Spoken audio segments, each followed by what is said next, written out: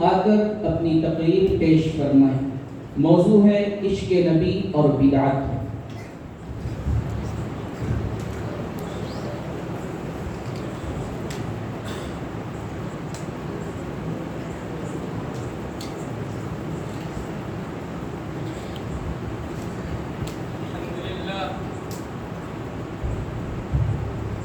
الحمد لله كفى وسلام على عباده الذين اصطفى أما بعد أعوذ بالله من الشيطان الرجيم بسم الله الرحمن الرحيم قل إن كنتم تحبون الله فاتبعوني يحببكم الله ويغفر لكم ذنوبكم صدق الله العظيم۔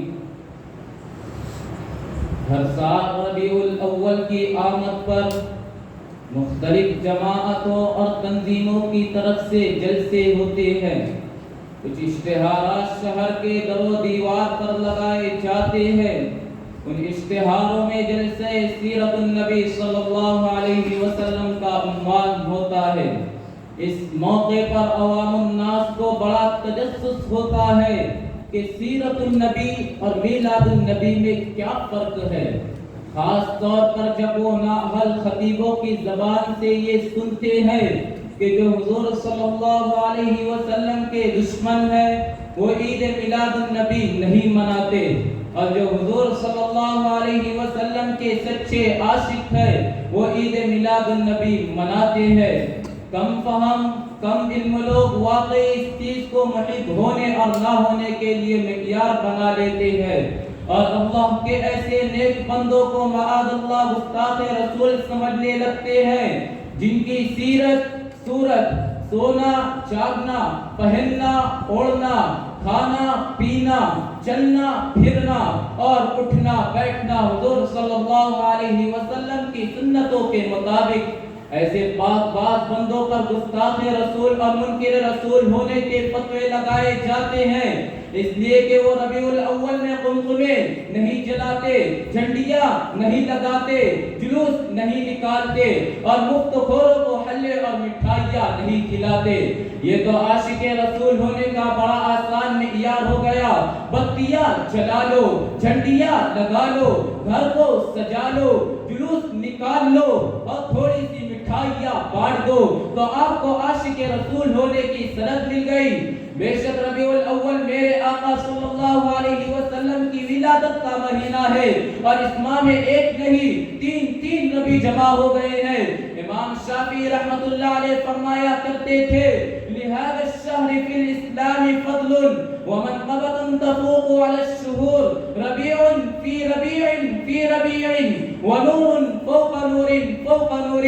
تین نبی جمع ہو گئے ہیں، ایک مہینے کا نام ربیع، دوسرا موسم ربیع، تیسرا ہمارے آقا حضرت صلی اللہ علیہ وسلم کا عالمگیر خزاں بہار بن کر تشریف لانا ربیع۔ آپ کی تشریف آوری سے ظلمت کدے عالم میں روشنی پھیل گئی، خزاں رخصت ہو گئی، بہار کی ہوائیں چلنے لگی۔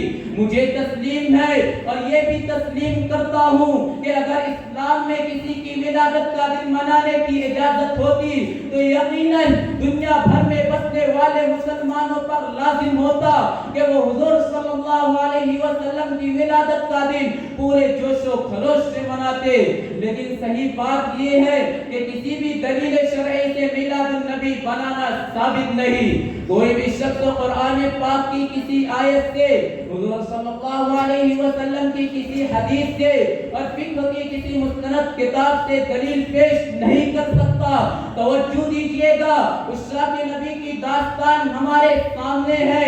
ہم دیکھتے ہیں دور نبوت میں بھی 12 ربیع الاول کی تاریخ آئی، صدیق اکبر رضی اللہ عنہ کے زمانے میں 12 ربیع الاول کی تاریخ آئی، عمر رضی اللہ عنہ کے زمانے میں یہ تاریخ آئی، عثمان علی رضی اللہ عنہ کے زمانے میں یہ تاریخ آئی، صحابہ کرام رضی اللہ عنہ کے زمانے میں یہ تاریخ آئی، عمر بن عبدالعزیز رحمت اللہ علیہ کے زمانے میں یہ تاریخ آئی، ائمہ اربعہ کے زمانے میں یہ تاریخ آئی، شیخ عبد القادر جیلانی رحمت اللہ علیہ کے زمانے میں یہ تاریخ آئی، بلکہ زمانہ نبوت سے اب تک ہر زمانے میں 12 ربیع الاول کی تاریخ آ رہی ہے، مگر کسی صحابی نے جشن ولادت نہیں منایا، کسی تابعی نے جلوس نہیں نکالا، کسی ولی نے چراغاہ نہیں کیا، کسی نے مدینے کی گلیوں اور دیواروں کو اس دن نہیں جگمگایا۔ حضور کے نام سے میلاد کی محفل قائم کر کے مرغ و پلاؤ نہیں بنائے گئے، پیروں کو نہیں کھلائے گئے۔ کملی والے کا تذکرہ آیا تو صلاۃ و سلام کے لیے نہیں کھڑے ہوئے، کملی والے کا تذکرہ آیا تو صلاۃ و سلام کے لیے نہیں کھڑے ہوئے۔ یہ سب تمہاری ایجاد ہے، تم نے پیٹ پالنے اور جیب بھرنے کے لیے دین میں نئی نئی باتیں پیدا کی ہے، تم نے بدعت کو فروغ دیا ہے، جس پر سخت گرفت و فرمان نبی صلی اللہ علیہ وسلم سے ثابت ہے۔ بروز حشر جب ہوں گے بلند اسلام کے جھنڈے، بروز حشر جب ہوں گے بلند اسلام کے جھنڈے، پکڑ کر لائے جائیں گے اجمل پیر مستنڈے۔ خدا فرمائے گا ان کے لگاؤ اب یہاں ڈنڈے، یہ کھاتے تھے دنیا میں پراٹھے اور انڈے۔ شہدائیان نبوت بریلیوں سے پوچھئے کہ حب رسول اور عشق نبی کیا ہے، جواب ملے گا نبی کے نام سے میلاد کی محفل قائم کرو، مرغ و پلاؤ پیروں کو کھلاؤ۔ شمس الضحیٰ کی ولادت باسعادت کا تذکرہ آئے تو صلاۃ و سلام کے لیے کھڑے ہو جاؤ۔ 12 ربیع الاول آئے تو دھوم دھام سے جشن ولادت نبی بناؤ، چراگاہ کرو، جلسے جلوس نکالو، یہی حب رسول اور عشق نبی ہے۔ ہائے افسوس تم نے کس چیز کو محبت و عشق بنا لیا ہے۔ آؤ میں تمہیں بتاتا ہوں کہ حضور صلی اللہ علیہ وسلم سے عشق و محبت کیا ہے۔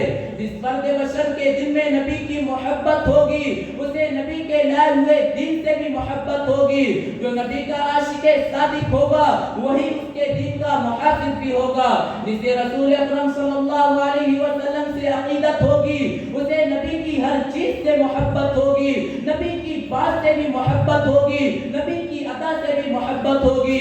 جو پکا عاشق ہوگا وہ محبوب کی گلیوں کی چیزوں سے بھی محبت کرے گا، مدینے کے گرد و غبار سے بھی محبت کرے گا، مدینے کی کھجور کی گٹلیوں کو بھی آنکھوں سے لگائے گا۔ میں تمہیں بتاتا ہوں سچے عاشق نبی کون ہے اور عشق نبی کسے کہتے ہیں۔ یہ حقیقت روز روشن کی طرح آیا ہے کہ عشق رسول کا سبق علماء دیوبند ہی نے دیا ہے۔ اگر مولانا قاسم نانوتوی اور مولانا رشید احمد گنگوہی کا قافلہ نہ ہوتا تو شاید ہی عشق رسول کا معنی سمجھانے والا ہمیں میسر ہوتا۔ توجہ رکھیے گا، عشاق رسول کا تذکرہ پیش کرنے جا رہا ہوں۔ حجت الاسلام بانی دارالعلوم دیوبند مولانا قاسم نانوتوی رحمت اللہ علیہ کا دل عشق نبی سے کس قدر لبریز تھا۔ ان کی ذات حب رسول کا وہ کوہ والا تھی کہ جب دیار حبیب کی طرف رخ کیا تو مدینہ منورہ سے 7 میل دوری اپنی جوتیاں اتارنی۔ کسی نے کہا سنگلاخ وادی اور پتھریلی زمین ہے، پاؤں میں زخم ہو جائیں گے، جوتے پہن لیجئے۔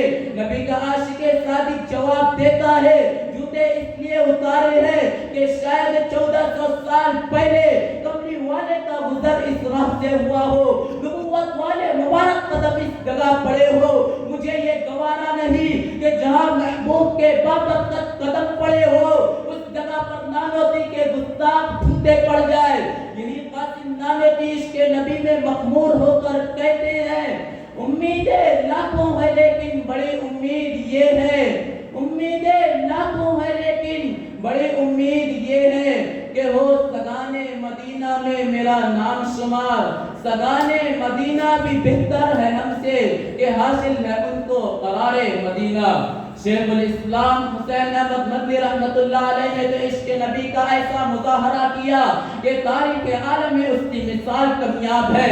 یہی دارالعلوم دیوبند کے وہ قابل فخر و محدث ہیں جنہوں نے مسجد نبی میں بیٹھ کر 18 سال تک حدیث کا درس دیا۔